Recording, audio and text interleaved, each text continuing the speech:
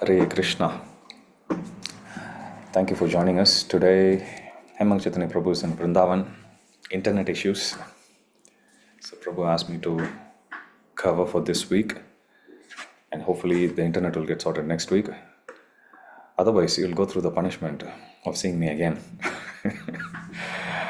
Okay, so today we are going to start discussing on the fourth chapter of Bhagavad Gita.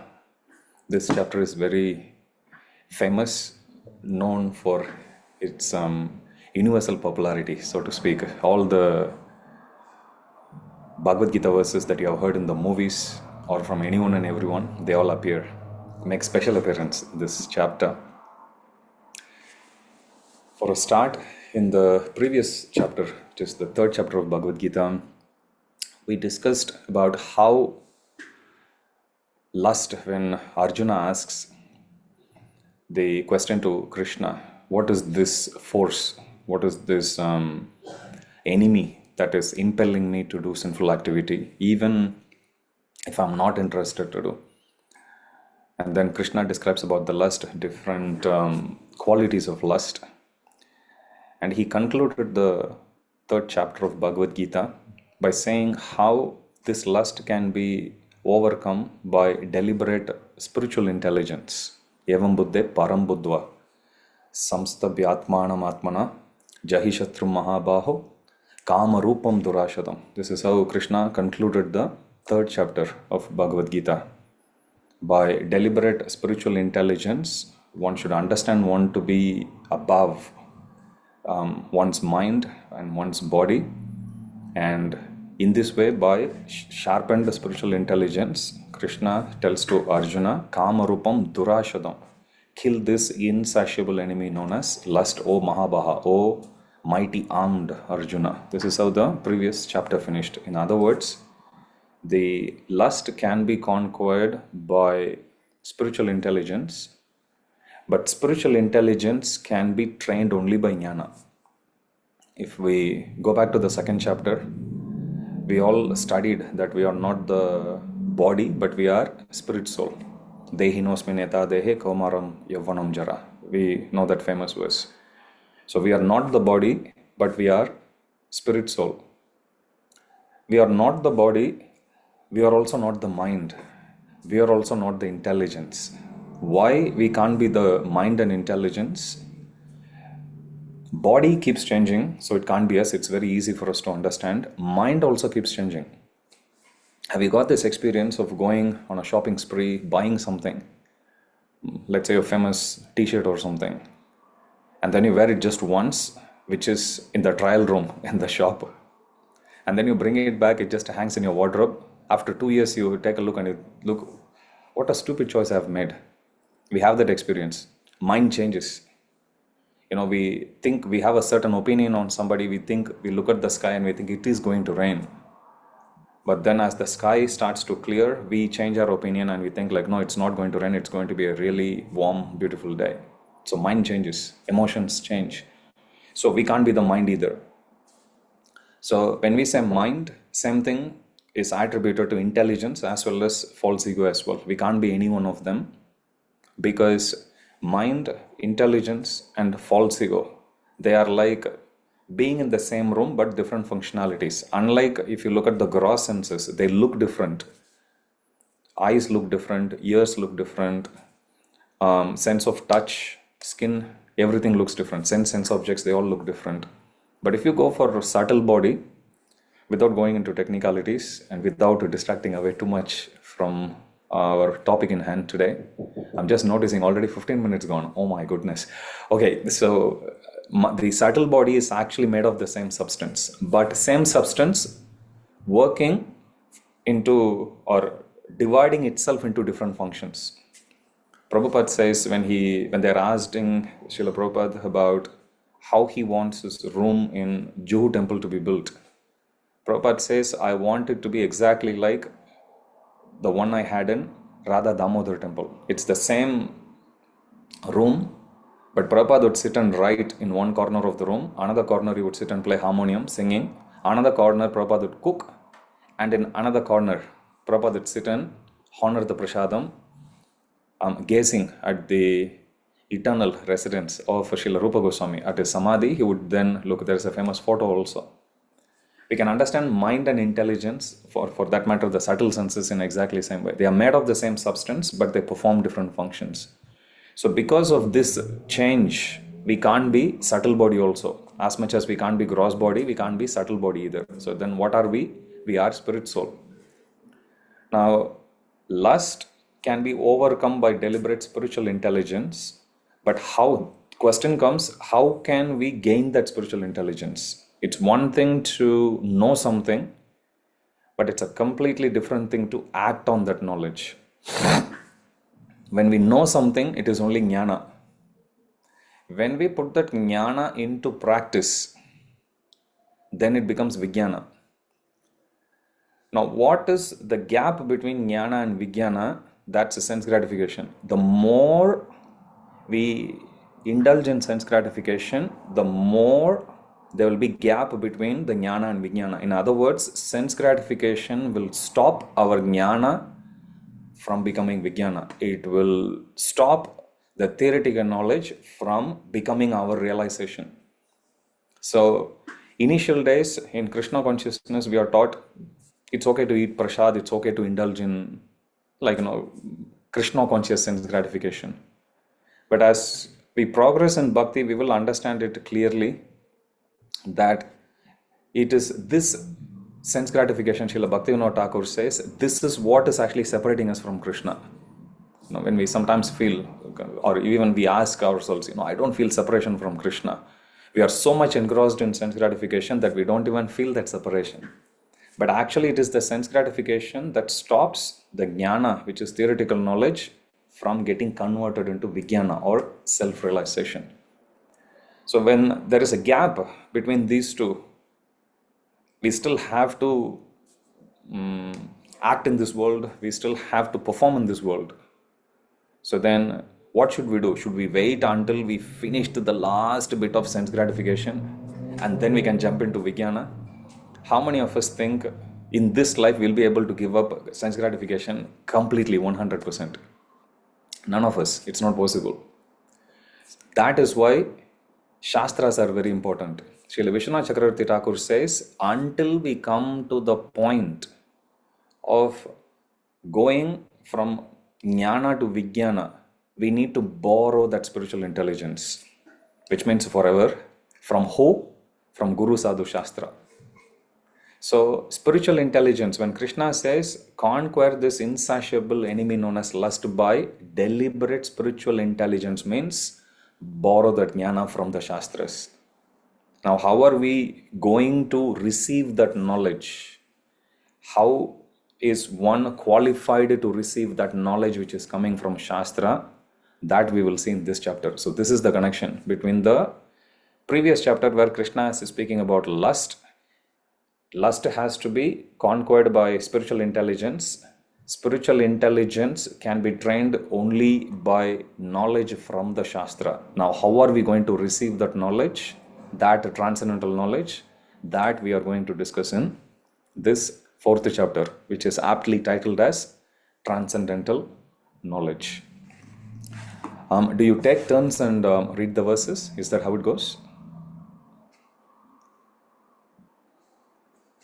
Hare Krishna. Anyone? Yes, Prabhu. Normally we go and we just read, just pick some words and just explain on that. That's how we do. Okay, so I'll share my screen. Can you see my screen? Yes. Okay, so is there any particular order? Do you go by alphabetical order? Who reads the first verse? Nothing. Anyone? Anyone can read. Okay, continue. Do the honors. Shri Bhagavan Vacha Imam Vivasvate Yogam Proktavan Aham Avyayam Vivasvam Manave Praha Manur Ikshvakva Bhavet. Translation. The Blessed Lord said, I instructed this imperishable science of yoga, the sun god, Vivaswan, and Vivaswan instructed it to Manu, the father of mankind, and Manu in turn instructed it to Ikshvaku. Thank you. As we were discussing, We train our intelligence using knowledge from the Shastras, from the Parampara. This knowledge that we receive is then stored in our memory. So memory is a faculty of intelligence, make no mistake. Prabhupada, if you read the Daksha Yagya pastime, there Prabhupada actually explains about how Daksha initially he offended Lord Shiva by disrespecting him because of this Dakshayini, which is Sati, she gives up her body. After she gives up her body, then Lord Shiva, from Lord Shiva's hair, he plucked the hair, and from there came Virabhadra. And then they ransacked the whole sacrificial arena, giving punishment to everyone who were part to that crime, basically, of offending Sati. And then, as part of the punishment, Daksha also loses his head. And then later on, he gets a goat's head implanted. With the goat's head, he then comes in front of Lord Shiva and he offers prayers asking for forgiveness. Prabhupada writes in the purport, here is the proof that memory is not stored in your brain as understood by modern scientists. I remember studying in biology, the bigger the size of your brain, more intelligent you are. Another one I studied is the brain, if you look at it, it looks like a cauliflower, right? And it has convulsions, like bends. I remember studying in biology in my school days, the more convulsions there are, more bends there are, more memory you have. And Prabhupada, just with that one lila, he smashes that whole understanding. How? Prabhupada says, Daksha offended, if the memory of him offending Lord Shiva had stored in his brain, he doesn't even have the same brain anymore because he lost his head. Head was chopped off, only head was transplanted. First head transplantation. Now he has a goat's head, and goat's head has got only goat's brain. So Prabhupada says, here is the proof that the memory has got nothing to do with our human brain, even though that's how close our modern scientists have come. So where is the memory? Just like how we have the subtle senses, mind, intelligence, and ego, part of that subtle sense is also memory, to which only intelligence has access to. So when we study Shastras, we hear from other devotees, what happens is in our memory, which is part of our intelligence, that knowledge comes and gets stored there, including realizations. This is one difference between studying scriptures by ourselves and hearing from others. When we study something on our own, we definitely take jnana, no doubt. But if we want the faith, if we want even the realization to slowly rub off on us, then we have to hear. That's the difference between reading by ourselves and hearing from other Vaishnavas. If we hear along with jnana, we will also get their faith, their conviction, their realization as well. And to come to that point, to do something on our own will take a prolonged time to gain the same level of realization and intelligence. Sometimes we come across some pastimes in Bhagavatam. And in Bhagavatam, we see, Ajamila, he's already doing wrong. Something, he's already going astray. It's very easy to sit from outside and comment on that. We think like that. Even Ajamila knew. It's not like Ajamila didn't know. He was trained in Gurukula. He's a Gurukuli. He was a Brahmana. And he knew, in fact, the very reason why he goes to the forest is to pick up some wood, firewood, for the yagya only. So his intention was good, training was good, born and brought up in a proper culture, everything was there. Knowledge was also there, staying as part of his intelligence. But then lust comes and covers. So how can we, despite having the knowledge, we also hear so many ill effects of lust, but how can we, despite having so much distractions, retain it? That we will learn in this chapter. So very first verse, Krishna says, I instructed Imam Vivashvate Yogam. I instructed this imperishable science. Imam Vivashvate Yogam Proktavan Aham Avyayam. Avyayam means indestructible. Who did Krishna give this knowledge to? He is saying, Imam Vivashvate Yogam. I instructed this imperishable, which is avyayam. I instructed this imperishable science of bhakti yoga to the sun god Vivaswan. Vivaswan is Krishna's first disciple. From there, Vivaswan Manave Praha. Vivaswan in turn gave it to his son Manu. To be more precise, Vaivashvata Manu. There are 14 Manus in a day of Lord Brahma. And each Manu rules for about 71 Divya Yuga or 71 Chatur Yuga. There is Satya Yuga, Treta Yuga, Dwapara Yuga, Kali Yuga. This is 4. Like this is one cycle. This is one cycle of Chatur Yuga. 71 cycles of Chatur Yuga is the duration of one Manu's rule. Like that, there are 14 Manus in a day of Lord Brahma. Each Manu ruled for 71 such cycles. And we are in the rule of 7th Manu. His name is Vaivashvata Manu. That's the same Manu. His father is the sun god. So he is the son of Surya Bhagavan. So 14 Manus name, Prabhupada lists in many places. Swayambhava Manu, Swarochisa Manu, Uttama Manu, Tamasa Manu, Raivata Manu, Chakshusha Manu, Vaivashvata Manu. That's our Manu. Savarni, Daksha Savarni, Brahma Savarni, Dharma Savarni, Rudra Savarni, Deva Savarni, Indra Savarni Manu. 14 Manus are there. Okay, so here Krishna is saying, I instructed this imperishable, avyayam, important. Sometimes we offer bhoga to the Lord. And if you are new to Krishna consciousness, that thought may cross, even if you tell to someone who is not practicing Krishna consciousness, I am offering it to Krishna, but Krishna is there, bhoga is still there. What is the proof that Krishna is taking? If you understand this word, remember, avyayam. Avyayam means indestructible. Whatever Krishna touches will have no death. Anything related to Krishna, anything related to Krishna's devotees also is imperishable. Bhakti Yoga, imperishable. Holy name, imperishable. Mahaprasad, imperishable. Surprise, surprise. Vaishnava Parad also carries the same quality, dangerous. We remember reading in the introduction to Bhagavad Gita about how there are 5 topics that are described in Bhagavad Gita. Ishvara, Jiva, Prakriti, Kala, Karma. Of the 5, the first 4 are eternal, which is Ishvara, Jiva, Prakriti, Kala. These 4. Karma alone is, Prabhupada says, it's temporary. Why it's temporary? Because karma is just activity. Let's say if somebody does a karma, because of that there is a karmic reaction. And that can be easily counteracted by Bhakti Yoga. So simply by practicing Bhakti Yoga, we can kill all karmic reactions. Even those that are manifested also, started to manifest also. For example, Krishna, he brought back the dead son of Sandipani Muni. Because of the karma of that son in the past, he has to suffer an untimely death, which means his karmic reaction has already manifested. He is killed. But then his father had one glorious quality, which is to have Krishna and Balaram as his students.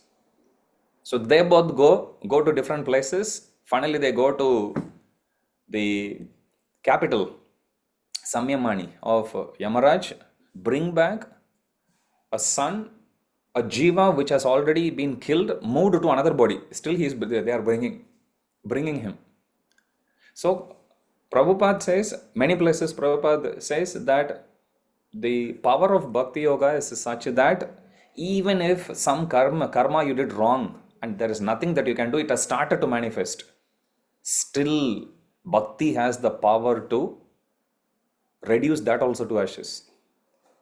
Yastvindra Gopam, Atavendra Mahosva Karma, Bandhana Rupa Falabhajana Matanoti, Karmani Nirdahati Kintucha Bhakti Bhajam. Karmani Nirdahati. Whatever karmic reaction is there, Bhakti alone has got the power to wipe it away completely. Terms and conditions apply. If we do even a Vaishnava Parad against a devotee, because it's now connected to a devotee, you cannot actually brush it aside as karma, which means there is no counteraction to that.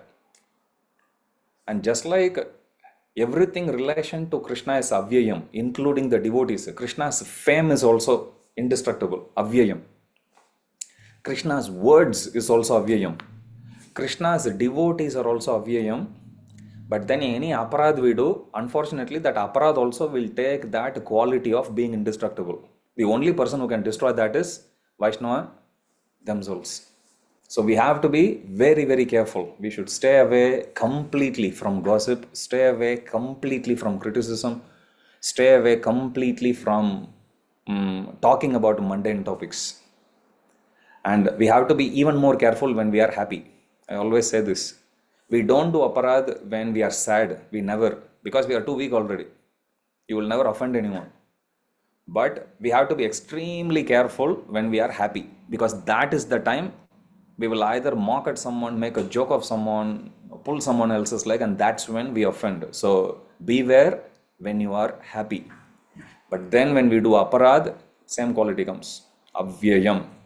Now when we offer bhoga to Krishna, when somebody brings prasadam in front of us, we eat. Prasadam is gone. We are not avyaya. But Krishna, when we offer it to Krishna, Krishna can eat. But because it's touched by Krishna, becomes indestructible.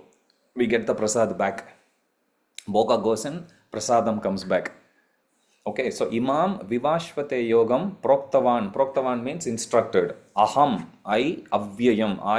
Avyayam means indestructible. I instructed this imperishable, indestructible knowledge of Bhakti Yoga to Sun God Vivaswan. That's what it means. Then what did Vivaswan do? Vivaswan Manave Praha. Vivaswan then taught it to his son. His name is Vaivashvata Manu, which is the current Manu, 7th Manu. Vivaswan Manave Praha Manu Ikshvagave Abravit. Manu in turn gave it to his son, his disciple Ikshvaku. Ikshvaku is one of the forefathers of Lord Ram. Okay, one of Lord Ram's name is Ikshvaku Kulatilaka. Okay, the crest jewel of the Ikshvaku dynasty. That's what it means. Okay, so Ikshvaku then gets that knowledge from his father Manu. And then Krishna would continue in the next chapter. But Prabhupada highlights very beautiful historical information using this one single verse. Prabhupada, first he establishes in the purport about how sun by material calculations is very big, very huge, very immeasurable in its power. But the king of sun, Vivaswan, is still under the control of the Supreme Lord. Yachakshuresha Shavita Sakala Grahanam Raja Samasta Suramurti Rasesha Tejaha Yasya Gyeya Brahmati Sambrita Kala Chakro Govindamadi Purusham Tamaham Bhajami. It is out of the control of the Supreme Lord on whose order the sun, which means Krishna is telling order to the sun. You sun god, you are also one of the demigods. Now go around on your chariot that's driven by Aruna and that's pulled by thousands of horses. So keep going round and round, and that way you give light and life to this entire universe. So sun god keeps on going. So that's what it means. Who is I worship the Supreme Personality of Godhead, Krishna, who is the original person under whose order. So Krishna is the one who made the order to the sun, to sun god, which is the king of all planets. So because of the order of the Supreme Lord, the sun god is then going round and round and round the planet Earth. In Bhumandala you will see. If you read the 5th canto of Srimad Bhagavatam, there are detailed descriptions that are given about the orbit of the sun, how the path of the sun is also going up and down. 6 months it actually goes towards the north and 6 months towards the south. We recently celebrated Makara Sankranti. Makara Sankranti is the day when the sun changes direction. Until that point it goes south. On Makara Sankranti day it changes direction. It starts to travel north now for next 6 months. After that again it will start to travel south. So Prabhupada first establishes the supremacy of Krishna himself. Next Prabhupada actually says the same verse which we see here, which Krishna is speaking in Bhagavad Gita. This is also appearing in Mahabharata Shanti Parva. So here it said, in the beginning of the millennium known as Treta Yuga, this science of relationship with the Supreme was delivered by Vivaswan to Manu. Treta Yuga Adau Chatato Vivashwan Manavedadau. When Treta Yuga, Vivashwan has given it to Manu. Now, point to be noted here is, here Krishna is telling who is giving that knowledge to who. That's all he says. Krishna doesn't give the timeline here. He just says, I have given this knowledge to sun god Vivaswan, Vivaswan to Manu, Manu to Ikshvaku. That's all Krishna says here. Prabhupada goes a step further because Prabhupada is establishing, tracing the history rather of Bhagavad Gita. And now Prabhupada will establish how old is Bhagavad Gita. It's an amazing analysis which Prabhupada has given here. Treta Yugadau Chatato Vivaswan Manave Dadau. Which means Krishna has given it to sun god Vivaswan. That is okay. But Vivaswan gave to Manu when? Treta Yuga. Which means Krishna gave to Vivaswan so much more before even Treta Yuga. Somewhere in Satya Yuga. But Prabhupada's point here is, let us just go with the bare minimum.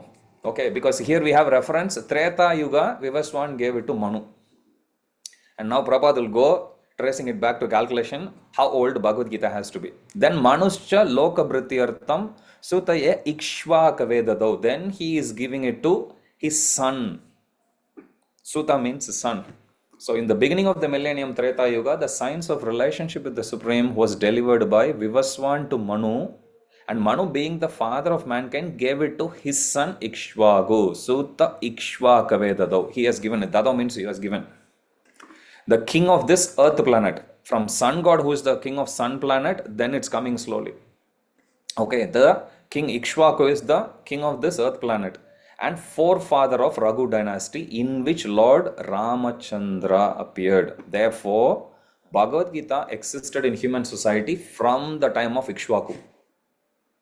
Okay, so even if you go just with this one verse, Prabhupada will take it back and he would say at least how long or how old Bhagavad Gita is. Let's continue. At the present moment, we have just passed through 5,000 years of Kali Yuga. Okay, let's take a step back. There are 4 yugas: Satya Yuga, Treta Yuga, Dwapara Yuga, and Kali Yuga. Satya Yuga is, as you can see, 432,000 years or 432,000 years. If you just have to remember this number, 432,000, everything else you can easily calculate. This is Kali Yuga. Prior to Kali Yuga, we have Dwapara Yuga. The Dwapara Yuga will be 2 times this, which will be 864,000 years. If you go one step further, which is Treta Yuga, Treta Yuga is 3 times Kali Yuga. So that's how you calculate here. Okay, for roughly 430,000 comes to about 1.2 million years. Satya Yuga will be 4 times this.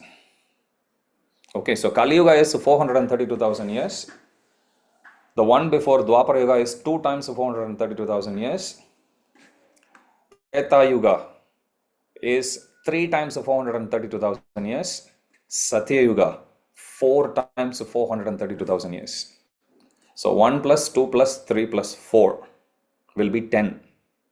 So if you multiply 432,000 years by 10, you will get 4.32 million years. That is one Chatur Yuga. Okay, so this Bhagavad Gita has been given in where? Treta Yuga. Now remember this calculation. So now Prabhupada, this is how he is working his way back. First he says currently we live in Kali Yuga. In Kali Yuga, 5,000 years has passed. So Prabhupada takes 5,000 from there. Before this, there is Dwapara Yuga. Before this, there is Treta Yuga. Thus, you see what Prabhupada is doing? He is taking 1.2 million years from Treta, add it up with 800,000 years of Kali. Actually, it's 864,000. Prabhupada, just for ease of calculation, he is saying 800,000. It's actually 64,000 years is missing here. Likewise, there is some more missing here. Let's go with just very high level calculation. Okay, so Treta Yuga is 1.2 million years. Dwapara Yuga is 8 million years. You add up, you will get 2 million. Plus 5,000 years has gone in Kali Yuga. So that's why Prabhupada is adding the 5 here. Understand? Prabhupada is extremely precise. So 2,005,000 years ago, Manu spoke Bhagavad Gita to his disciple Ikshvaku, the king of this planet Earth.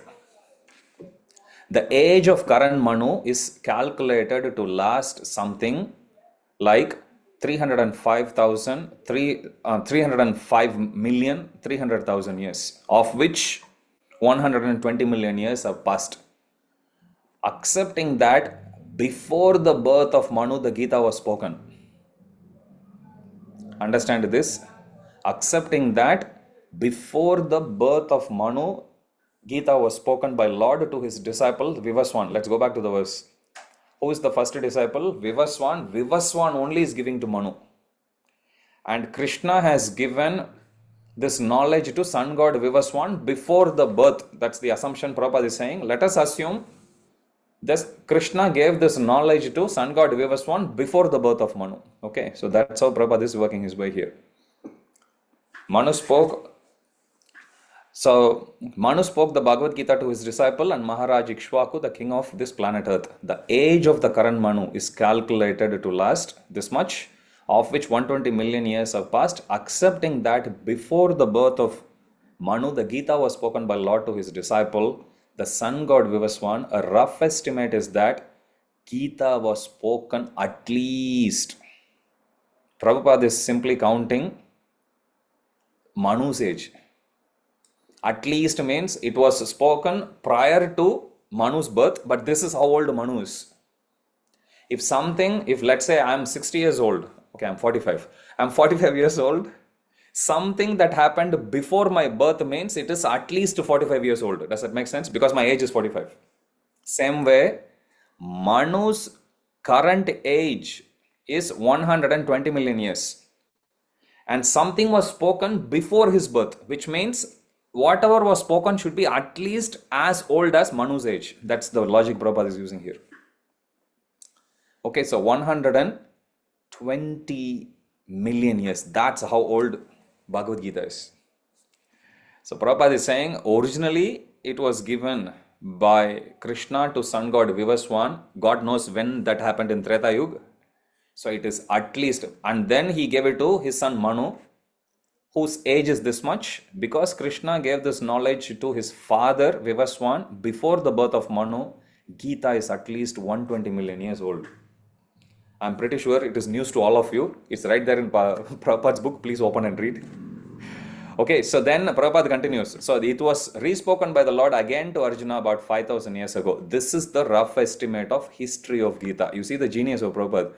Prabhupada is taking one lead here, which is who is the guru, who is the disciple, and Prabhupada is actually making the timeline based on calculation. You will find many such calculations, many places, especially in the 5th canto. When you read Vedic cosmology, you will see the genius of Prabhupada in mathematics, how precisely Prabhupada calculates each one. Okay, so this is how old Krishna has, or this is how earlier Krishna spoke this imperishable science. Now the question may come, why is Krishna choosing? Because normally when it comes to knowledge, Brahmanas are the teachers, right? Patan, Yajan, Yajan, Dana, Pratigraha, Satkarma, 6 duties of Brahmana. Patan, they study Shastra, they teach Shastra. Yajan, they do Yagya, they teach others also how to do Yagya.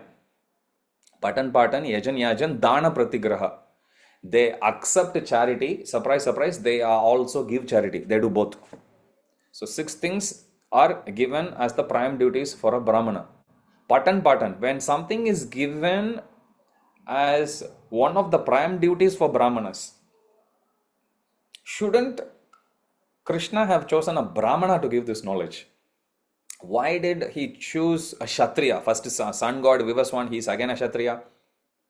His son Manu, again another Kshatriya. Manu to Ikshvaku, again another Kshatriya. One is sun planet, another one Bhumandala, another is Bharataganda. So each one having their own domain, and knowledge is just going to each one of them. Actually, Ikshvaku was also ruler of the whole Bhumandala only, not even Bharataganda. So one is the sun planet, another one, 2 of them actually. They ruled the entire Bhumandala. Bhumandala means it's not just one earth planet. One earth planet is so tiny. You take Earth planet, size of Bhumandala will be hundreds of thousands of times bigger than Earth. So Why is Krishna choosing to give this knowledge to the Kshatriyas? Prabhupada explains, it is the duty of the Kshatriya to protect the people. Protect the people from whom? Enemy. Jnaninos nitya vairina. Kama rupam durashadam. Jahi shatrum. Shatru means enemy. Jnaninos nitya vairina. Again enemy. Whose duty is it to kill the enemy? King has to do.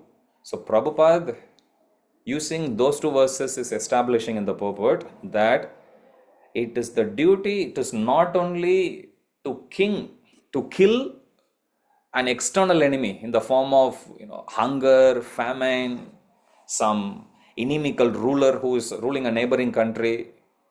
It's the duty of the king definitely to protect his people, his subjects, from all of those external challenges. But it is also the duty of the kings to protect the prajas from internal challenges as well, which is the eternal enemy. They are all just external enemy. If they somehow push back, some instances you will see, an enemy king would go and he'll lay siege to the opponent kingdom, and they would wait. Somehow the opponent king would have learnt the message much earlier, and he has stocked everything well enough, built a nice fort around his kingdom. So the war was actually waged. They are self-sufficient inside, and they'll just protect themselves. In this way, time just goes by. After some point, the one who had actually waged the war, they give up and they go back because they can't actually penetrate the wall. So external challenges, you can just outlive them very easily. They'll just die after some time. Internal challenge, nitya vairina, eternal challenge, eternal enemy. How much more important it is for a leader to protect the prajas. That is why Krishna is choosing the kings here. Knowledges will definitely will go to the brahmanas. That's part of their duty. But the brahmanas, they are intelligentsia of a society. They are not given the power to rule. They don't do. They are advisors only. Advisory capacity they can give. So they are giving. But it's the king who would actually be ruling.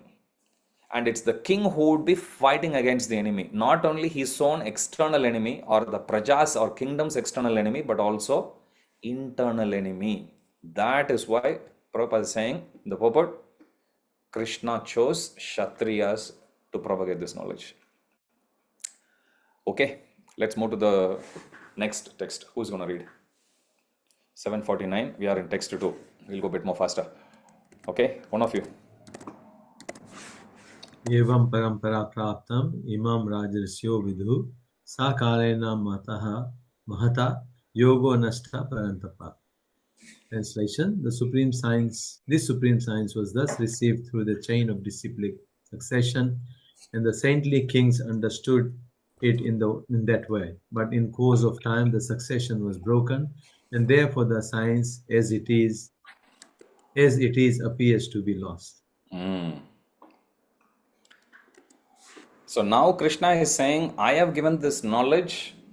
3 personalities are mentioned in the previous verse. Krishna, Imam Vivashvate Yogam Proktavan Namavyayam Vivashwan Manave Praha Manu Ikshvagavaya Pravid. Krishna, Vivashwan, Manu, Ikshvaku.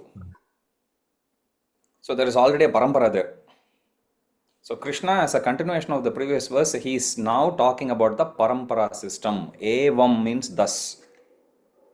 Tasmad means therefore. You will come across some words very repeatedly. Evam is thus. Evam parampara praptam. Praptam means to receive. Receive how? Through parampara. Now let's take a moment to understand what does parampara mean. Prabhupada explains that this word is interpreted differently in many places. Because of that, people end up becoming smartas. People end up forming apasampradayas. Parampara is not just a repetition of word. Somebody tells me something, I go and repeat the same thing. That's not the complete definition of parampara. Parampara means it's not just a repetition of words. It's a connection of hearts. In what intention, in what context something was actually told to me. I need to take that knowledge, imbibe that. We all know the story of Mahabharata. How when Vyasadeva started to write Mahabharata, contemplate on writing Mahabharata, 2 lakh verses, 200,000 verses, he needed a scribe, somebody who can script it. Because Mahabharata, as with every Vedic literature, it's a song, it is sung. So he needed somebody, and then Lord Ganesh was chosen. Lord Ganesh put a condition to Vyasadeva that as soon as you stop reciting, I would drop and leave. For which Vyasadeva had made a counter condition, and that is, sure, if I stop, you can leave. But my condition is, don't write something until you have fully heard what I said, understood it, fully grasped the meaning, which means realization. Mahabharata is a realized knowledge that was written. This is realization. You know, we go to Bhagavatam class and we write notes. Like that, entire 200,000 verses are realization notes which are realized by Lord Ganesh. That's how intelligent Lord Ganesh is. That's why people pray to Ganesh also, you'll see in some places in India, for intelligence. Okay, so here the knowledge which is coming from parampara doesn't mean it's just repeating. Radhanath Maharaj says, if you just hear something and you just repeat, whatever we speak will only reach here. From my lips to the other person's ears. That's how much it can go.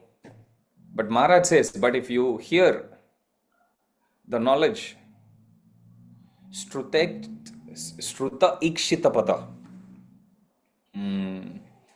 Tadiyata urubgaya vibhavayanti tattatvapu pranayashe tvam bhakti yoga paribhavita hritsaroja. Ashe shrutekshitapato nanunata pumsam tattad vibhayata urgaya vibhavayanti. Tattad vapu pranayashe sadanugrahaya. So, Shruta ikshitapata. Shruta means Shrotapanta, hearing. So, when we hear something, let that knowledge to go to our hearts, which means we digest, we contemplate, we realize that, then we speak. Now, because it is coming from the heart, it will then reach the other person's heart. So, Achar, Prashar, both are important. Okay, so Evam Parampara Praptam. So here Parampara doesn't mean just I studied in a school and the other person become a teacher in the same school. He taught to some other student. The student again become a teacher. That is okay. That's not Parampara. People, because they don't understand this inner meaning of Parampara, they take it as if I'm born in a certain family, that means I am entitled to use the title Goswami. That's how Brahmanas, they think, without, I don't need to follow anything. As long as I'm born in a certain family, I'm counted as a Brahmana. But Shastras say the complete opposite. Janmana jayate Shudra. Everyone, when they are born, they are Shudras only. Samskarat bhavedvija. When the purificatory process known as samskaras are done, then they are considered to be twice born or Dvija. Veda patat bhaved vipra. When they master the Vedas, then they are given the title Vipra, like Sudama Vipra. Janmana jayate Shudra, samskarat bhaved dvija, Veda patat bhaved vipra, Brahma janatiti Brahmana. Only when one realized that I'm not the body, I'm spirit soul, only then one is called as a Brahmana. So it's not based on seminal parampara, but it is based on one's knowledge, one's qualities which they exude, which they exhibit. Most importantly, parampara means it's a connection of heart, which means we need to understand we follow Brahma Madhva Gaudiya Sampradaya. So if you see the page before, whichever edition you follow, one page before where the Dharmakshetra Kurukshetra verse comes, Prabhupada there he lists our parampara starting from Krishna, then Krishna to Brahma, Brahma to Vyasa, Vyasa to Madhvacharya, and it goes all the way to Srila Prabhupada who comes 32nd in the line. Now if we accept ISKCON, which we are, thankfully, Radha Gopinath has accepted us. Prabhupada has accepted us. So we are ISKCON devotees.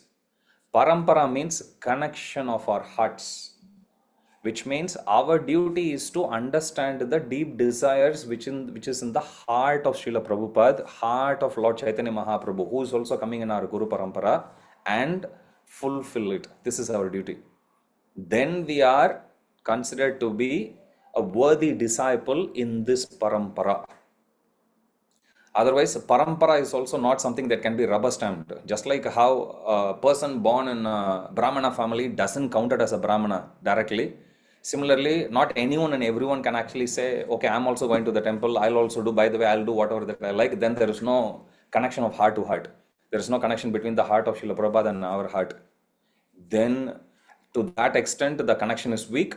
To that extent, we will actually struggle because of lack of shelter. So we have to be very careful when we understand the purport of the word parampara. Evam parampara praptam imam rajarishayo viduhu. This science, imam rajarishayo, saintly kings, viduhu, Veda with understood knowledge, sa kale neha mahata. However, in due course of time, yoga nashta.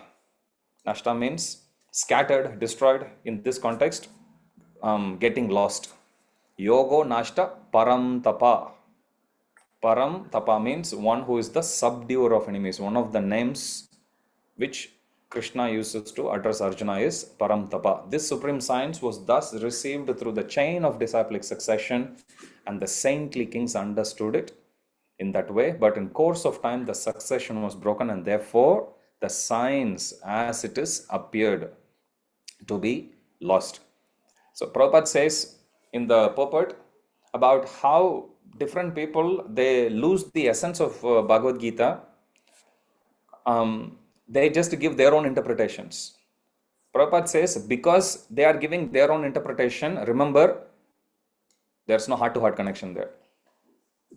Heart-to-heart connection means we are supposed to hear from a guru in the parampara succession, and we are supposed to imbibe them, accept them, make it as part of our value system, and then we are supposed to repeat.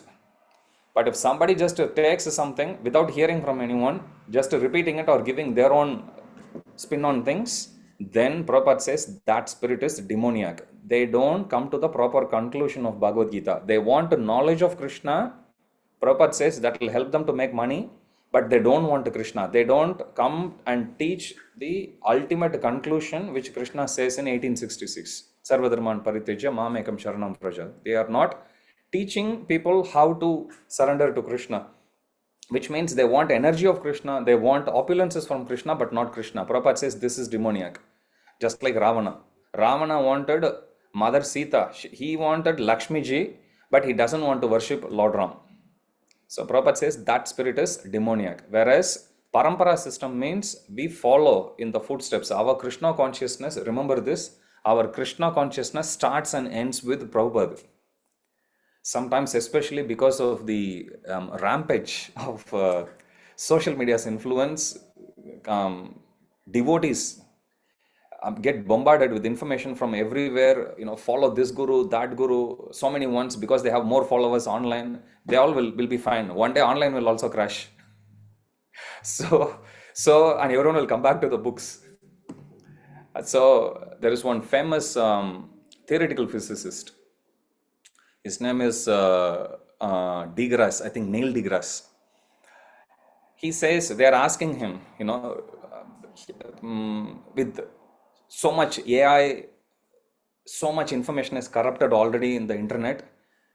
So now nobody knows what they are reading is actually something made up or it is actually true. Nobody knows. That uncertainty was there before with the internet, now even more with the AI.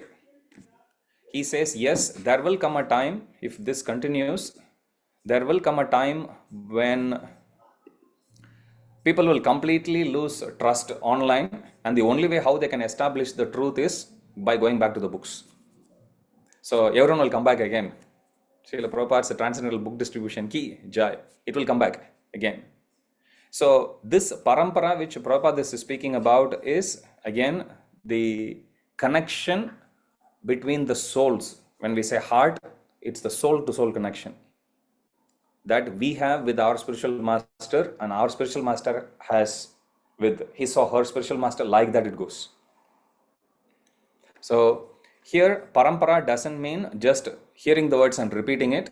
Parampara means living by the instructions that we receive from the Guru and then preaching whatever we are living by. That's what it means. Evam parampara praptam imam raj rishyo viduhu sa kaleneha. The point which we also need to notice here, when is Krishna speaking this verse? End of Dwapara Yuga. That was when? 5,000 years ago. We may think normally, this is Kali Yuga, social media, so many problems. That is why, people are always confused which is true, authentic information and which is bogus information. Surprise, surprise, same problem was there 5,000 years ago also. 5,000 years ago, Krishna is saying this science as it is appears to be lost.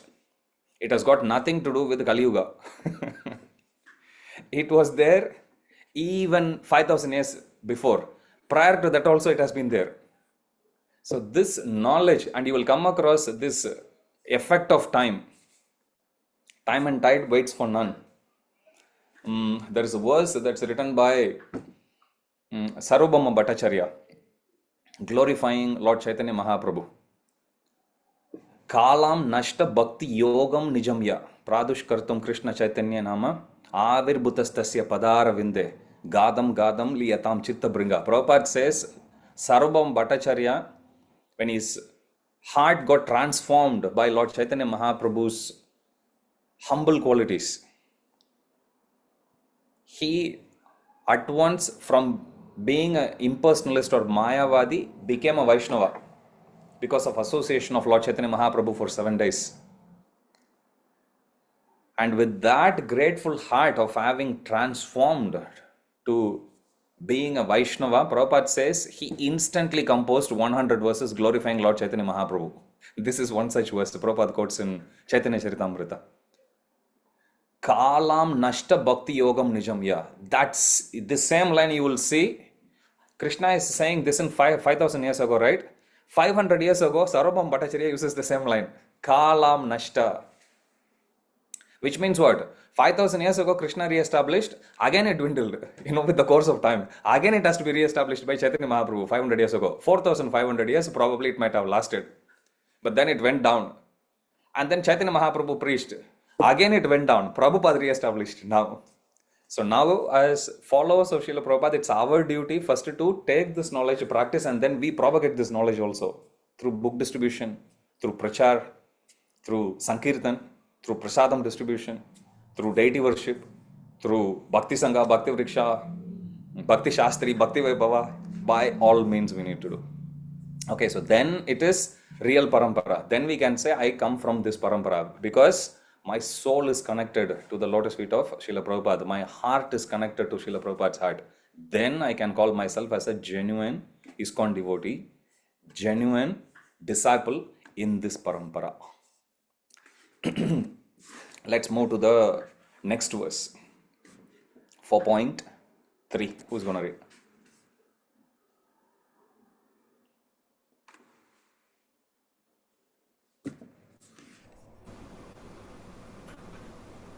Daibayam mayatige yoga prakta puratanaha bhaktosi me sakacheti rahasyam eti duttamam. That very ancient science of the relationship with the Supreme is today told by me to you, because you are my devotee as well as my friend, and can therefore understand the transcendental mystery of this science. Okay, so initially Krishna spoke about the parampara, and then he spoke about how this knowledge, even though it is coming through parampara, in the due course of time, the science as it is appears to be lost only. It didn't get lost completely. It's not that prominent. That's what it means. Okay, so text 2.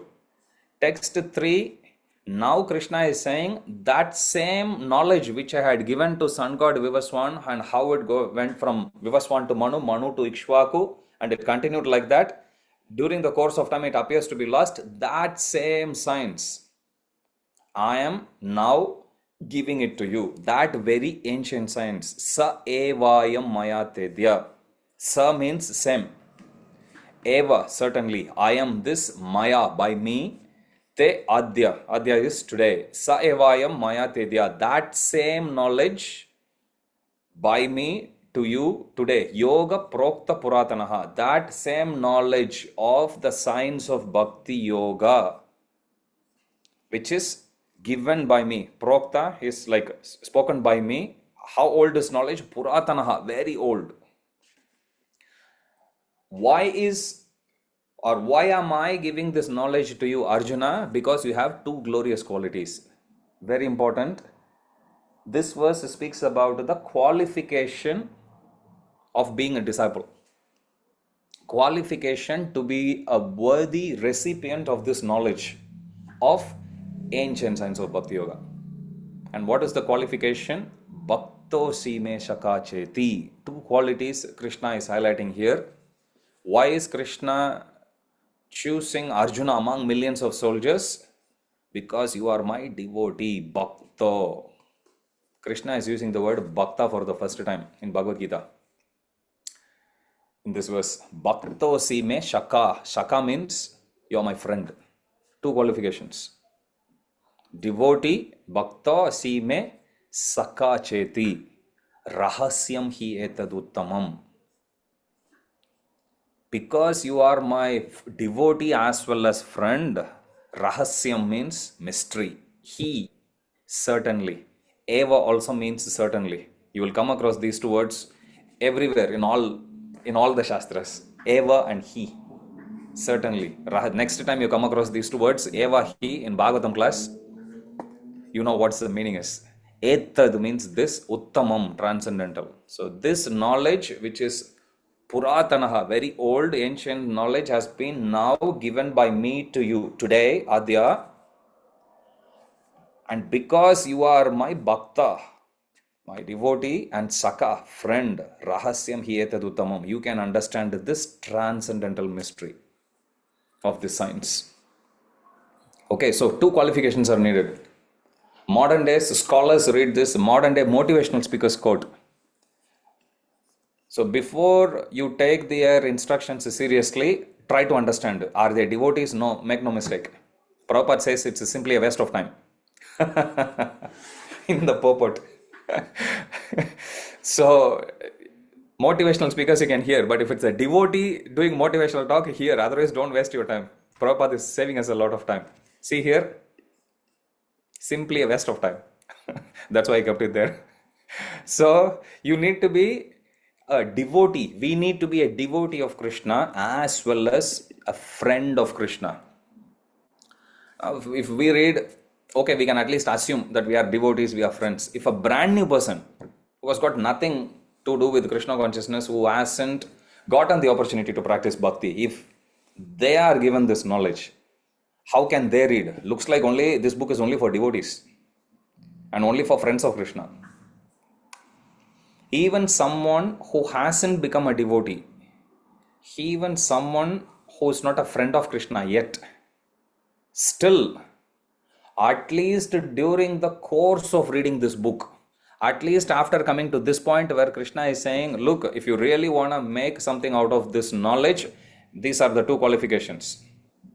But I am not your friend nor your devotee. Krishna's point is, doesn't matter. At least while you read the book, be a devotee.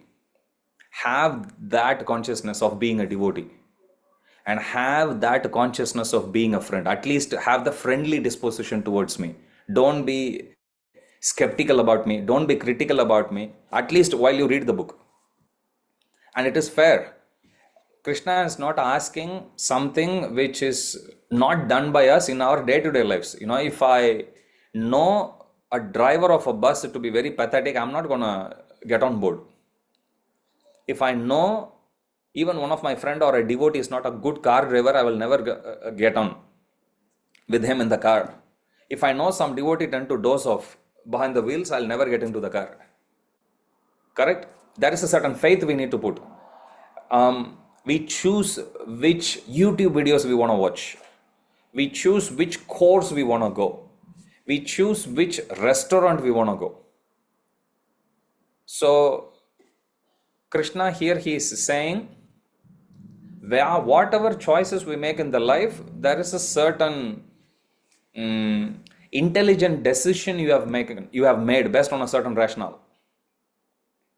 Same way, if you want to study Bhagavad Gita, just like the faith you put on the chef in a restaurant, the faith you put on the driver of a bus or a car, the faith you put on a speaker in that YouTube video, that level faith, at least the faith you put on your teacher in your universities or classes or tuitions, anything, at least that level of faith you need to put on the teacher, which is Krishna here. Without that little faith, nothing is possible in anything, anyway. If you are going to learn a music instrument and if you have doubts about the teacher, what can you learn? So it is very important for somebody to understand Bhagavad Gita to have these two qualities, at least in theory. In mathematics, physics, there is something called as axiom. Axiom means you make an assumption in the very first step of a derivation of an equation, let us say. You make an assumption. Why are you making an assumption that something is true? To just follow through to understand the consequence of it. Okay, just like, let us say, if I'm sitting in management, somebody says, Prabhuji, I want to try this initiative. Okay, try, I would like to see. I want to see how far it goes. So definitely I would like to see. I would like to encourage to see, and I'll have all the best prayers I can possibly offer to Radha Gopinath that this initiative becomes a success. I would like to see. Okay, now you can say this is like my first axiom, which is things will go fine. And if things actually go fine, fantastic, then the axiom is correct. Which means the first assumption, feeling which I had, that this is going to be a success, correct. If it ends up becoming a wrong, if it ends up not giving me the outcome which I intended initially, then I can always retrace back saying like, Prabhuji, Mataji, this approach is not correct. Probably if you change this, again, a different axiom. If you go with this, probably it will go well. And it goes well. Again, this axiom is correct. Same way, for Bhagavad Gita also, the axiom which the reader of Bhagavad Gita is supposed to make is, I am Krishna's devotee and I am Krishna's friend. With those two assumptions, follow through rest of the book and see the consequence of that axiom. With that open mind of being a devotee and a friend, read the rest of Bhagavad Gita and see where it takes you. It changed my life when I came to 10th chapter of Bhagavad Gita. When I read 10th chapter, I got introduced to Bhagavad Gita by one of my roommates, who's a Sri Vaishnava. So he gifted me a book because I was going through a lot of troubles in life. Before Krishna, what do you expect? So, no, I don't have any esoteric reason. Sometimes devotees ask, Prabhuji, how did you come to Krishna consciousness? I was in depression. That's the reason. So nothing glorious about it. But when that book came, I started to read. I understood a little bit here, there, fine. But 10th chapter really caught my attention. I was just reading it. And at one point, probably around like halfway through the 10th chapter, I was thinking, forget about faith, forget about all of that. If a person can talk like this, the person has to be God. I was very convinced. I didn't even have to wait till 18th chapter. I didn't even have to wait until somebody had to come to preach to me. 10th chapter alone convinced me. If a person can talk like this, I would like to worship him. I was very clear with that. That's the power of Krishna's words. Apaurishaya. Apaurishaya means it's Shabdake Paurusham Drishu. Paurusha means humans. Apaurishaya means beyond human, superhuman. Krishna's activities, Krishna's words is Apaurishaya. It's not man-made. That's what it means. Okay, so if somebody approaches Bhagavad Gita with just these two axioms, at least from this point onwards, forget about what Krishna spoke so far. At least from this point onwards, okay, Krishna is saying about Bhakta. First time he is using Shaka. So far, Krishna used logic only in the past. He has spoken about Vishnu in third person. Work done as a sacrifice for Vishnu has to be performed. My Lord, but are you not also Vishnu? Yeah, that's true, but Krishna speaks like that. Bhakto Shime Shaka Cheti. Now Krishna is speaking directly. That's why it is Rahasyam Hiyatad Uttamam. Now, until third chapter, if somebody reads, everyone would be thinking, oh, Krishna is also speaking about Vishnu. Now Krishna is saying, Bhakto Shime, me, my. See here, Bhakto Shime is my friend and my devotee. Then you can understand this rahasya. Hey, what's going on now? Third chapter, he said Vishnu. He spoke about demigods. He spoke about Vedas, everything. And now Krishna is speaking about become my devotee. So who are you? That question will come. Now Arjuna will ask the question and Krishna will also answer. But we have to understand these two most important qualities. And no wonder people just buy any edition of the book, go through it, come up with their own interpretation, and they get confused. Or they don't find inspiration. Remember this line. I remember this line the very first time I read. So remember, it's simply a waste of time. What is a waste of time? Bhagavad Gita accepted as it is a great boon to humanity, but if it is accepted as a treatise of philosophical speculation, it is simply a waste of time. So Prabhupada, then here he says about how there are two classes of men and how one should actually follow in the footsteps of the parampara, accepting instructions as they are and not some speculative interpretations by the demons. Otherwise, it will be chaotic, it will be a waste of time. On the other hand, if one follows the proper parampara succession, Prabhupada says, then they can be benefited by this great science of Srimad Bhagavad Gita. So this is how Srila Prabhupada actually completes the previous purport. Now, in Arjuna had already heard these three verses. Arjuna has a doubt in his mind now. Arjuna is Krishna's friend. Arjuna is his devotee also.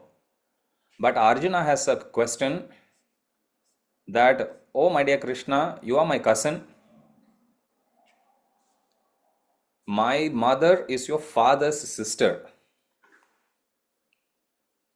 So you are my cousin. You are my contemporary mate. How could you have given this science to sun god Vivaswan, at the dawn of creation, who is so senior to you by birth, but you look like my contemporary? Okay, this is the doubt Arjuna has, but it's a doubt that has to be asked. Doubt of Arjuna is not the main thing here, but the way how he presents the doubt is important. Okay, who's going to read this verse? Text 4.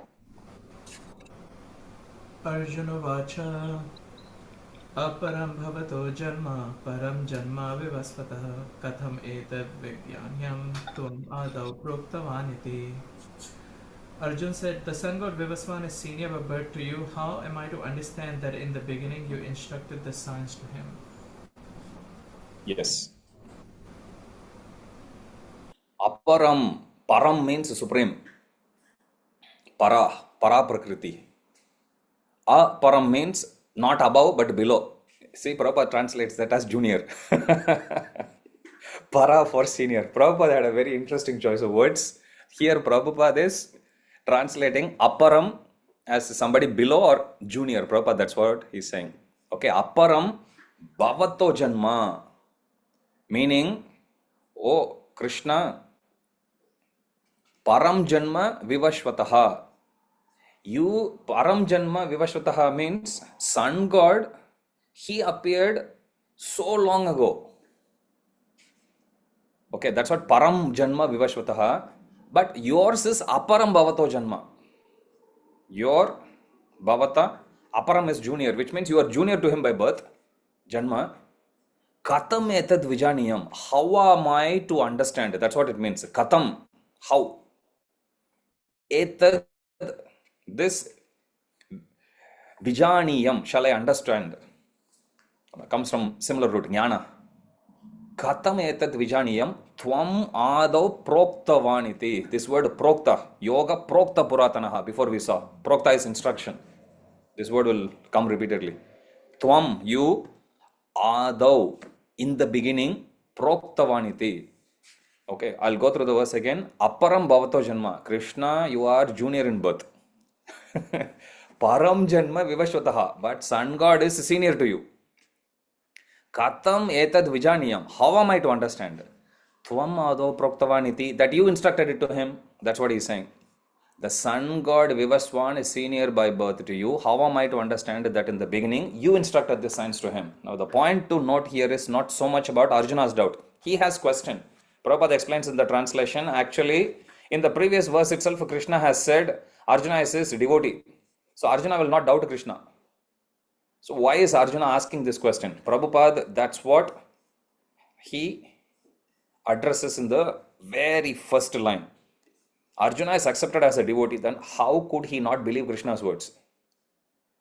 And Prabhupada says Arjuna is asking this question not for himself, but for us, the doubting souls. Now let's go back to the way of inquiry here.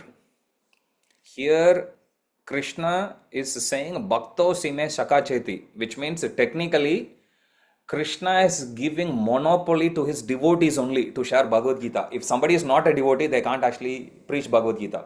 Period. So Krishna has given exclusive right only to his devotees. That's what it means. Both to receive, what goes without saying is to give also. Only devotees can give. Only those who have Krishna can give Krishna. Only devotees have Krishna.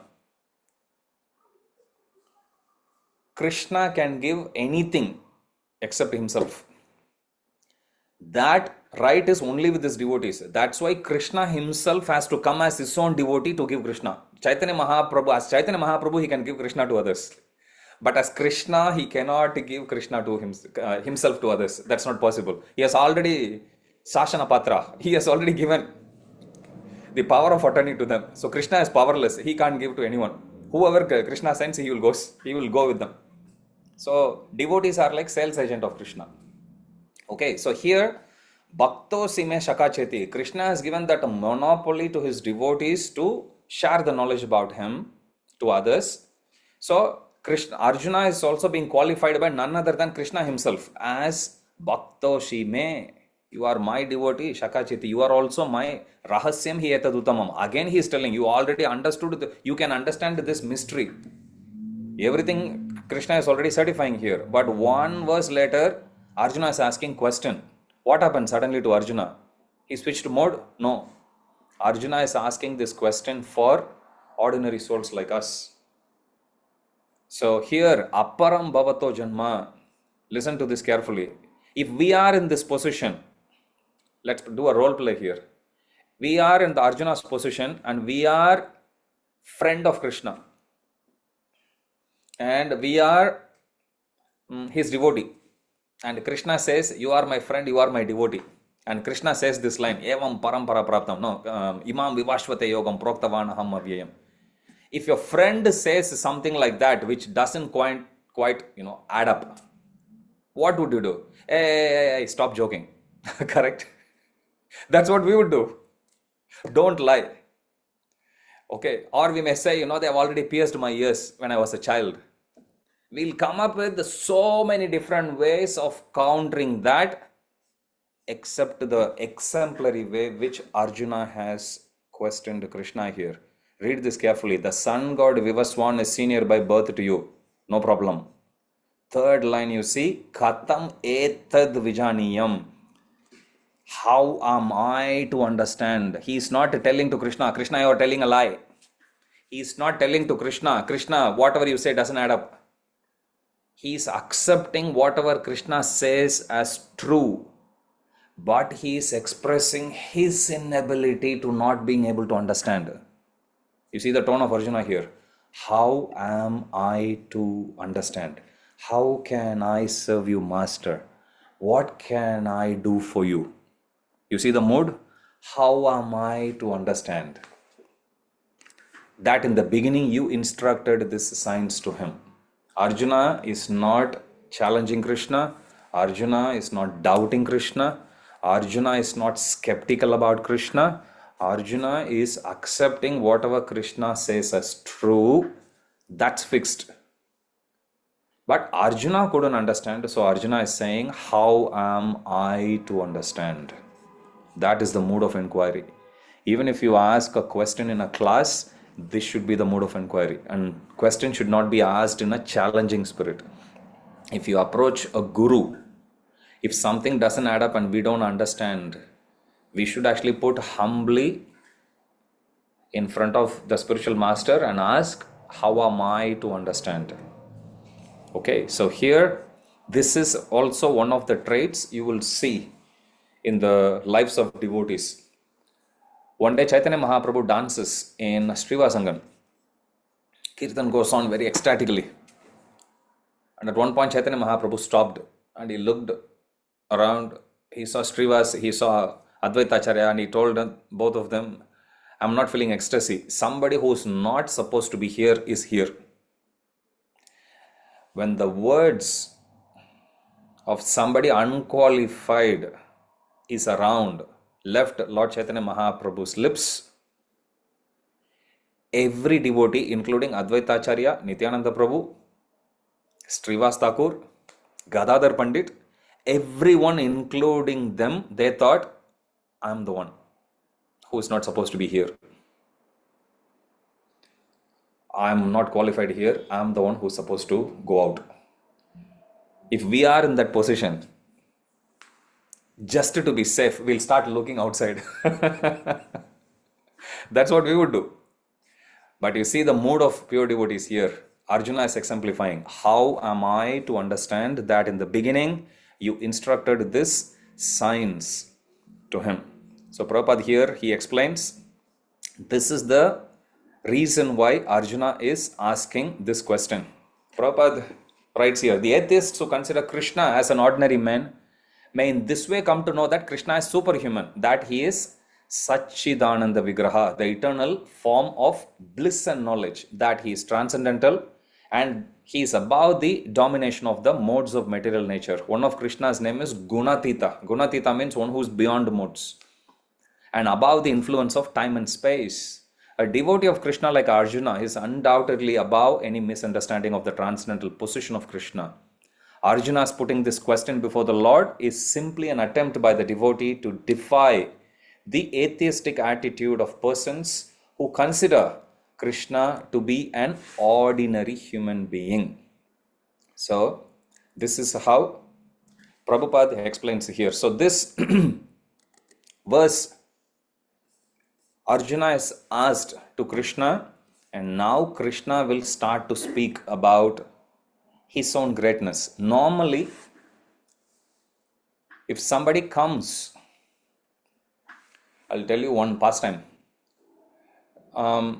This happened after Karna. He became the commander-in-chief, which means after the felling of Dronacharya as well as Bhishma Pitama. Bhishma Pitama is on the bed of arrows on Kurukshetra war, and Karna is now waging war. Karna is going mad at the Pandavas' army, inflicting great damage. So he picks out each one of the opponents, corners them. Pandavas alone, because of his promise to Kunti Maharani, he spares. So in one such instance, he challenges Yudhishthira, and Yudhishthira is injured. So Yudhishthira is taken back to the camp. So now, when the news of Yudhishthira's injury reaches the ears of Arjuna, who is fighting in another area of Kurukshetra's battlefield, he immediately urges Krishna, I don't know what had happened to our elder brother, so please take the chariot to the camp. Let's understand about the situation there, and then we'll come back and resume the battle again. So as the battle is still going on, Arjuna's chariot alone makes a U-turn, comes back again. So when Arjuna comes in, one of Arjuna's name is Vijaya. I think last class we were discussing. Last class means not last class. Last class means when we had face to face. One of Arjuna's name is Vijaya. Vijaya means he has never, until his disappearance, he has never left the battlefield without tasting victory. In this case also, battle is still going on. He has just come in between, just to understand about the well-being of Yudhishthir Maharaj. So he comes, and Yudhishthir Maharaj is being now attended to by all the doctors and the nurses there. When Yudhishthir Maharaj hears Arjuna is there in his tent, immediately Yudhishthir Maharaj jumps up and he says, "Oh, my dear brother, who else but you could have defeated and slain Karna?" And he embraces him. Now, Arjuna is in a bit of an embarrassment and he says like, "Oh, my dear brother, I haven't actually met Karna yet. Definitely your words will come to pass. But I just heard about your injury and that you are brought back to the camp. I just came here to check about your well-being." Then Yudhishthir Maharaj gets so angry, in the spur of the moment, because he is now defeated by Karna, somebody who had insulted Pandavas repeatedly, insulted even their own dear wife, Draupadi, Mata. So now Yudhishthir Maharaj, he, in that embarrassment, having been defeated by Karna, he is now back being tended to by the physicians. And now when he heard Arjuna coming, he immediately thought Karna is vanquished, but he hasn't been. So in that disappointment, Yudhishthir Maharaj lets out a loose talk, telling to Arjuna, what is the use of your Gandiva? What is the use of your prowess? What is the use of your Divyastras? Rather than holding Gandiva, I can just throw it away. When Arjuna hears this, he gets furious, because Arjuna had earlier taken a vow that whoever had asked him to put the Gandiva down, he would actually kill them. Nice vow. Except that in this situation, it is Yudhishthira who is going to be at the receiving end. As soon as Yudhishthira says, "Put the Gandiva down," Arjuna immediately raises the sword. Gandiva in one hand, and in right hand he raises the sword. Now Krishna is looking at both and he's saying, hey, hold on. So what are you going to do? Then Arjuna tells to Krishna, "Don't you know? I have taken the vow. I have to fulfill the vow. True to my Kshatriya duty, I have to kill Yudhishthir." Then he says, hang on. And then Krishna quotes the Shastras. And Krishna tells to Arjun, it is said in Shastra that words have more power to kill the enemy than even this weapon. So what you do is, rather than just killing and giving him a quick death, you kill him with your words by blaspheming him. So in that way, you will get greater impact there. So now Arjuna blasts at Yudhishthir Maharaj in the presence of Krishna. It was only because of your gambling did we lose everything. It was only because of you. Abhimanyu died. It was only because of you. Our dear wife was insulted in the public. It was only because of you. We lost everything. So he went on and on and on and on. And finally, after doing everything, you would think Arjuna would put the sword down. No. Arjuna raises the sword, bids farewell to Krishna, bids farewell to Yudhishthir Maharaj, and he tells to Krishna that my brother, he is everything to us. He is like our father. He had taken care of us so well. I have blasphemed him. What is the point in me living? I want to kill myself. Now Krishna says like, wait, either you take vow to kill someone, just when I thought that is over, now you are going to kill yourself. Come on. Arjuna says, no, I have to stick to Shastra here also. Arjuna means man of pure deeds. Arjuna has never done a sin. Throughout his life, you can study. He is Achyuta Priya, so he is dear friend of Achyuta. Achyuta means infallible Krishna. Achyuta Priya is also infallible. Arjuna has never. Very name Arjuna means one who never one who never commits any sin rather. Okay, man of pure deeds, pure white deeds. Actually, white, one of his name is Shvetavahana because his horses are all white. And because he's on a chariot that's drawn by the 4 white horses, one of Arjuna's name is Shvetavahana. Very beautiful names he has. Paramtapa, today we saw, chastiser of enemies. So Krishna says, wait, you don't want to kill yourself, because if you kill yourself, then all your brothers will also give up their lives. Then Krishna quotes another verse in Shastra. And Krishna says, you see, in Shastras it's given, one who glorifies his own self, they are committing a sin greater than suicide. So he tells Arjuna, just like how you had achieved a greater impact by chastising Yudhishthir, now we'll both will sit at the side, you start glorifying yourself. That's what Arjuna does. You read Mahabharata. Arjuna starts to glorify himself. My name is this, my name is that. And then finally he comes and he touches both Krishna and Yudhishthir Maharaj's feet. So you'll find, reason why I'm saying is, for someone to extol their own glories, this may be the trait of Kali Yuga Vasis, like us. But in Vedic time, nobody will do. Here, Krishna is saying this is worse than committing suicide. Actually, that's how he pulls Arjuna out of that quagmire of situation where he had to either kill himself or do something very untoward. So we should never glorify ourselves. We have to be very, very careful, because remember this pastime, this is more worse than even committing suicide. Now, this being the case, Krishna now has to speak Bhagavad Gita. Part of his speech is he has to glorify about bhakti, glorify about the devotees, but then glorify about Bhagavan, without whom there is no bhakti, there is no bhakta. But you have to understand Krishna's position. It will be quite embarrassing for Krishna to speak about himself. How long can somebody keep glorifying themselves?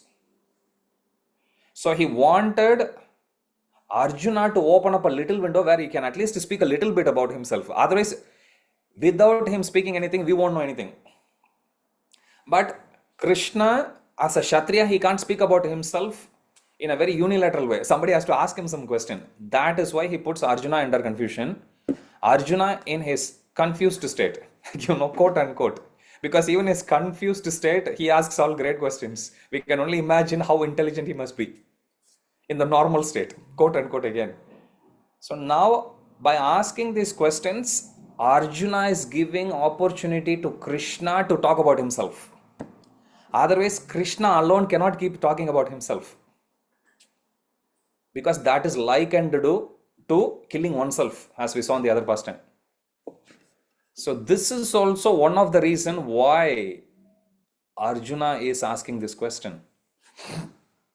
Because by asking this question, now Krishna has an excuse to speak about how old he is, how many births he has taken, how omniscient he is, how powerful he is. So that is why Arjuna is asking this question. I think we can try to cover 2 more verses. Okay, one of you read text 5. Bhagavan Vacha Bahuni me vayate tani Janmani tava charjuna Tanye aham veda sarvani Natvam veta parantapa. Translation. The personality of Godhead said, many, many births both you and I have passed, and I remember all of them, but you can't, O subduer of the enemy. There are 3 attributes that are given for the Supreme Lord. Omnipotence, omniscience, and omnipresence. Omnipotent means like potency, virya. Omnipotent means he is all powerful. He can do any activity. Angani yasya shakala indriya vrittimanti. Shakala indriya. Angani yasya. Every anga can perform the activities of Shakalendriya Vrittimanti. That's what we sing in Govindamadi Purusham. Sakala Indriya. One Indriya can perform the activity of all the Indriya. Our eyes cannot eat, but Krishna's eyes can eat. We cannot talk, Krishna's eyes can talk. So each one of Krishna's arms, limbs can perform the activities of all other limbs. That's what it means. Omnipotent. He is all powerful. Omniscience means Krishna knows everything. He is all knowing. Omniscience. And omnipresence means he is present everywhere. Okay, three things. Omnipotence, omnipresence, and omniscience. Omnipotence means Krishna is all powerful. Omnipresence means Krishna is everywhere. Sarva Vyapi. The very name, literal meaning of the word Vishnu means one who is pervaded everywhere. That's what Vishnu means. And omniscience, one who knows everything. 4.5 speaks about Krishna's omniscience, how he is all knowing. Normally, we don't have problem accepting the first two qualities of Krishna. Omnipotence, nobody doubts about Krishna's power. We all know how powerful Krishna is. 7-year-old, he picked up a hill, held it in his pinky for 7 days and 7 nights. Krishna subdued Kaliya, killed so many demons. We have no problem with that. Krishna's power, potence. Presence also, we have no problem with that. Krishna, even as Paramatma, is everywhere. Okay, fine. Andantarastha paramanu chayadanatam.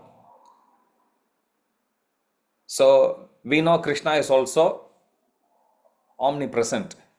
Our issue comes with omniscience. We go and pray something to Radha Gopinath, and Radha Gopinath gives something to us, and we get upset with Radha Gopinath. Why did you give me this when I asked for that? Understand? Last week, I think 2 weeks ago, I prayed to Gopinath. Gopinath, I have to give 4 back-to-back. I have to go for 4 back-to-back preaching programs. My throat is really dry. Almost feels like I'm losing my voice. Please cure it so that I'll be able to do some service to you. I'm praying to him on Thursday morning. Then I came back to my room. There was a message. I'm looking at the message, and that message is from a couple who are very devoted servants of Radha Gopinath, Jagannath, Baladev, Subhadra, Maharani, and they are texting, Prabhuji, today we bought a new ice cream machine for Radha Gopinath. We made a fresh ice cream for Radha Gopinath. We have offered, and the Mahaprasad has just come out. We need genuine feedback. Can you please come to the deity kitchen? I was thinking, Gopinath, what did I pray? But trust me, ice cream was very nice, true to that couple's devotion. Mango ice cream, everything fresh. Gopinath takes everything fresh. But then we think, I prayed something, Gopinath gave something. But surprise, surprise, I took the ice cream and my voice got okay. So many times we think we are praying something, but we are not ready to trust this aspect of omniscience, that Krishna is all-knowing. Even though we have no doubt about his omnipower, omnipotence, omnipresence, wherever he is actually present, we have no issues. But omniscience alone is where we will always have a problem with. So when we pray to Radha Gopinath, we can offer this detailed prayer. My Lord, I accept you as all-powerful. I accept you as omnipresent, being everywhere. Please bless me so that I'll have the same level of conviction in your omniscience also. The more detailed our prayer is, more effective they become. Okay, so we can pray to Krishna. So here Krishna is saying Bahuni me vyatitani, Bahunam janmanamante. Bahun means many. Bahuni me of mine, vyatitani has passed. Janmani tava Arjuna. Janmani. Janma is birth. Janmani is plural. Births. Tava of yours. Cha Arjuna, which means Bahuni me vyatitani. There are many, many births for me has passed as well as yours has passed. See here, me and tava. Me here refers to Krishna. Bahuni, many, me, my, vyatitani, past, janmani, many births have passed. That's what it means. Tava cha Arjuna. Yours cha means also. Tava cha Arjuna. As well as for you. That's what it means. Many of my births have passed and yours too. That's what it means. Okay. Bahuni me vyatitani janmani tava cha Arjuna. Third line is important. Tani aham veda sarvani. Tani means those aham. I veda. Remember? Vetti. Veda means to know, to knowledge. Tani aham veda sarvani. Sarvani here refers to Bahuni me vyatitani. Tani aham veda sarvani. Those, all the above. Aham, I, Veda, know, Sarvani, I know all the above, which means I remember all the births that I have taken, all the births that you have also taken. That's what it means, these three lines. And then he is contrasting. Na tvam veta parantapa. Na means not, tvam, you. Again, veta means like Veda. Veta means you don't know. Na tvam veta means you don't know Arjuna. That's what it means. Paramtapa means O subduer of enemy. So if you translate that, it comes like this. Personality of Godhead said, many, many births. Bahuni me vyatitani. Janmani tava cha Arjuna. Many, many births, both you and I have passed. I can remember all of them. Tani aham veda sarvani. But you cannot, O subduer of enemy. Natvam veta parantapa. So Krishna in this verse is speaking about his omniscience, how he is all-knowing. Not just in this life, but many, many life. Prabhupada writes beautiful purports, as usual. First, Prabhupada quotes Brahma Samhita, Advaitam Achyutam Anadim Anantarupam Adyam Purana Purusham Navayavanam Cha Vedeshu Durlabam Adurlabam Atma Bhaktau Govindam Adi Purusham Tamaham Bhajami. Advaitam. Dvaita means two. Advaita means one. Now we are against Advaita philosophy. Correct? That's monism. Everything is one. Ekam eva dvitiyam, which is misinterpreted. They say everything is one. But actually, ekam eva dvitiyam doesn't mean everything is one. Ekam eva dvitiyam means there is one Supreme Lord and we are all his servants. That's what it means. But they misinterpret as usual. But here, the quality that's given for Krishna is Advaitam. We call Advaita Acharya. Why do we call Advaita Acharya? How did he get that name? Because he is non-different from Mahavishnu, which means they both are same. There is no Dua, there is only Adva, which means one. That's why he is known as Advaita Acharya. For Krishna, Advaitam, if you read the purport, Prabhupada explains, Advaita means for us, our soul and body are two different things. Body we change. Okay, so we die. And then we take another body. So for us, soul and the body are always different. Asangohi ayam purusha. They never connect to each other. They are like water and oil, separate. Whereas for Krishna, Advaitam means his body and soul are non-different, which means his whole body is Sachidananda Vigraha. That's why Advaitam is used. Understand? So there's no duality in that sense. Duality between his body and soul. Achyutam, infallible. Anadim, without beginning. Anantarupam, unlimited forms. Adyam, the original personality. Purana, at the same time he is the oldest. Purana Purusham. And yet, Nava Yovanam Cha, he is always youthful. 1 to 5 years is Kaumara, Bala. Kaumara, 6 to 10 is Pauganda. 11 to 15 is Kaishwara. 16 is Yavana. Krishna just stays there. Prabhupada explains in the purport that Krishna is speaking Bhagavad Gita. At that time he had grandchildren also.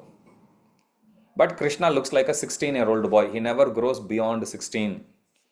So Adyam, so even though he is Advaitam, Achyutam, Anadim, no beginning, no end, no beginning.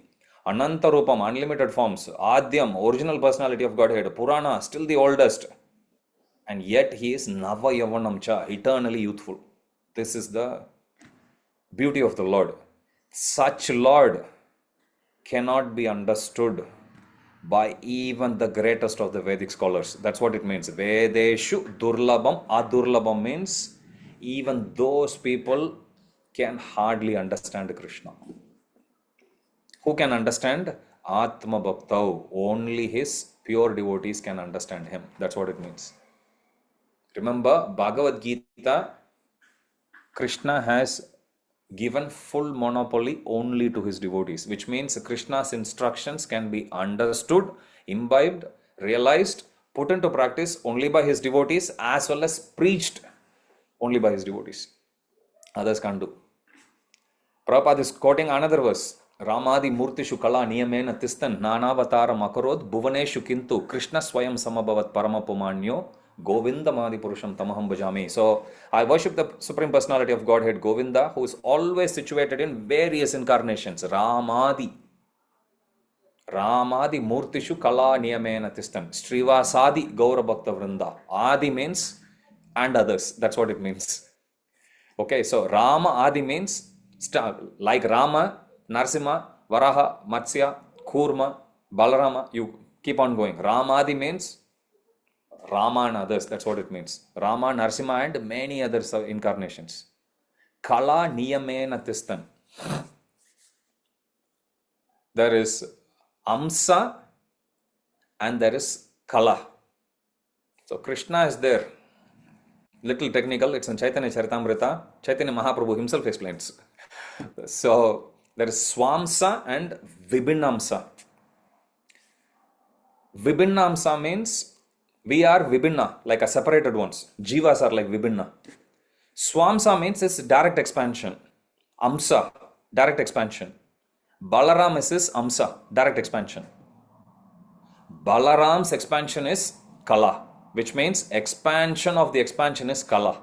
Ramadi Murtishu Kala. Kala here refers to like Rama, Narsimha, Varaha, expansions as well as expansions of their expansions. That's what it means. Kala means expansion of the expansion. Okay, like Sankarshana is not a direct expansion of Krishna. So Sankarshana comes as Kala category, in Kala category. Whereas Amsa is direct expansion, which is Balaram. That comes under that category. Radharani to a certain extent. Radharani also came from Krishna's left hand. She is also Amsa. Okay, so here all of these incarnations, again, Lord Brahma sings here, all these different incarnations, they appear from Krishna. Krishna Swayam Samabhavat Paramapumanyo. But Krishna, he is not like those incarnations, but Krishna is the original. Swayam Samabhavat. Ete Chamsa Kalapumsa Krishnastu Bhagavan Swayam.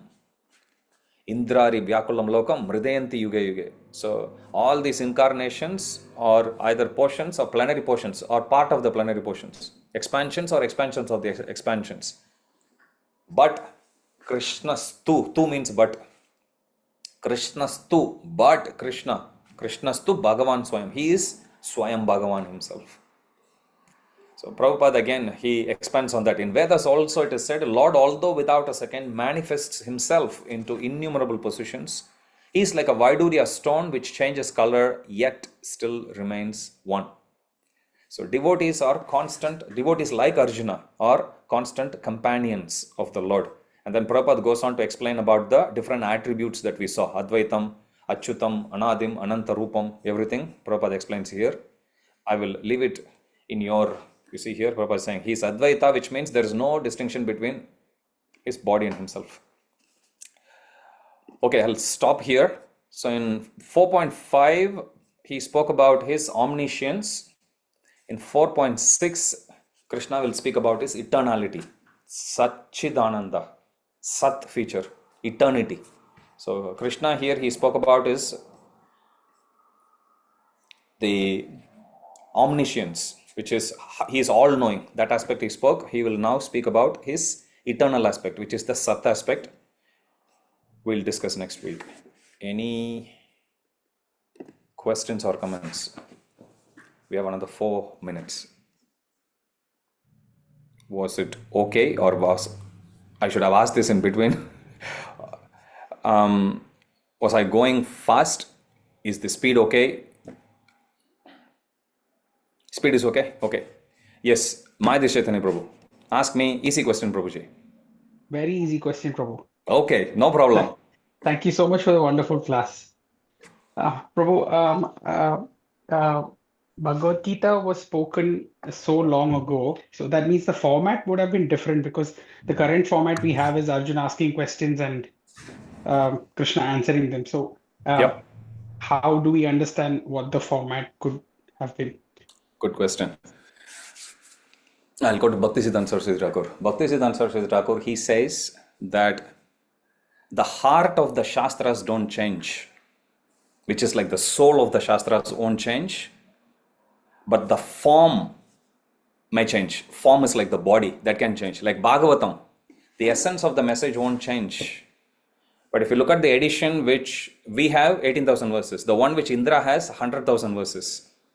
The one which Vishnu and Lakshmi ji have, that has got hundreds of thousands of verses. Okay, so the soul, the heart of the Shastras doesn't change. In fact, in spiritual world, there is a planet known as Parthasarathi Loka, where, because Bhishma Dev, he is related to Krishna in Virya Rasa, in chivalrous mode, just like Jai Vijay, they give a good fight. Similarly, Bhishma Dev, he has that chivalrous mode to fight. So when he left his body, he was looking at that form of the Lord with the chariot wheel running towards him. With the Krishna as a tasteful dresser, two things that said in Kali Yuga Krishna likes to do, especially in Archa Vigraha form, is dressing as well as bathing. Krishna is a very tasteful dresser even 5,000 years ago also. But in this instance, to protect his devotee Arjuna, he is twirling the wheel, ready to attack Bhishma Dev. Like a young lion, he is rushing towards him. And Bhishma Dev is also noticing the details. Sometimes I think, at that point, Bhishma Dev is prepared that he is supposed to die. But even at that point, he is taking full detail about the darshan. We go to darshan. Sometimes I ask devotees when they come out, so what color dress did Radha Gopinath wear? Pink, white, black? I say, like, Radha Gopinath doesn't have black dress. Oh, sorry. Then they go back again. Here he is about to die. And he is ready to actually pounce on Bhishma Dev. Here Bhishma Dev is noticing, my lord, as you came running, your hair is very scattered. The dust that's raised by the hooves of the horses were decorating. And they were tinting your hair, curly hair. And your garment actually went flying. You didn't even bother picking up that. Very important. But that's what Bhishma Dev says. I wanted to meditate on this form. So Bhishma Dev, when he went, Krishna facilitated. When we say in spiritual world, Gaudiya Vaishnavas alone have a very special boon, which is when we go to spiritual world, we always have the doubt, right? Will we be with Radha Gopinath or will we be with Gaur Nitai? Both. Our soul will go expand into two. Gaudiya Vaishnavas alone have that special prerogative, if I can say that. So, we will be in Vrajalila and we'll also be simultaneously in Gaur Lila. This is the gift of Lord Chaitanya Mahaprabhu. As Krishna, what he enjoys in the chamber of Goloka Vrindavan, in Goloka Vrindavan, that same ecstasy he distributes in the other half, in the other chamber, as Lord Chaitanya. So there is Jagannath Puri there, there will be retreats there, there will be parikrama there, everything happens in spiritual world also. Okay, so this is what happens in spiritual world. So whatever Krishna, we get to serve Krishna in both the places. Coming back to your question. So when Bhishma Dev left his body, Krishna created a planet known as Parthasarathi Loka. There, Bhishma Dev is fighting eternally with Krishna. Krishna is also eternally fighting with Bhishma Dev. Krishna is also eternally instructing Arjuna. But unlike here in material world where Arjuna asked, "Oh my Lord, my limbs are trembling, Gandiva is slipping, my mouth is getting dry." Instead of this, Arjuna's starting point there would be, "Krishna, I'm actually already happy that I'm going to fight in this. I want to be more happy. Can you please tell me more instructions?" Okay, so it will be more blissful there. Same Arjuna, same Krishna, heart is the same again. The purpose of Bhagavad Gita is to bring everyone to Krishna's lotus feet. So it's the same, heart is the same, soul is the same, form is different. Basically, that's all. So the instructions which Krishna had given to sun god Vivaswan will be slightly different, but the soul of the Shastra, as Bhaktisiddhanta Saraswati Thakur puts, would still remain the same. Okay? Thank you so much for one more question. Okay, let me first ask if anyone else has any other question. Sure, bro. Okay, good. Yes. Prabhu, while Krishna spoke Bhagavad Gita to Arjuna, did only Arjuna hear it or someone else also heard it? Prabhupada mentions everyone has heard it in Bhagavad Gita itself. Because Krishna has spoken it openly, everyone there they benefited, everyone has heard it. But again, it's one thing for people to hear and one thing to actually become a pure devotee. People are actually hacking all cryptocurrencies and everything. Veda base is openly available, but nobody is interested in hacking the knowledge here. Understand? It is there, readily available. But rahasyam hi etad uttamam saevayam maya tedya yoga prokta puratanaha bhakto shime shakacheti rahasyam hi etad uttamam. They are neither devotees nor friends of Krishna, so the knowledge will just go begging. Nobody is there to receive that. Who I had in mind was Hanuman Bhagwan, who was there on the chariot. Did he hear Bhagavad Gita? I'm saying even enemies heard. Prabhupada says everyone in both the parties heard. What to speak of Hanuman? Okay. Of course, yes. Thank you, bro. Thank you so much. Okay.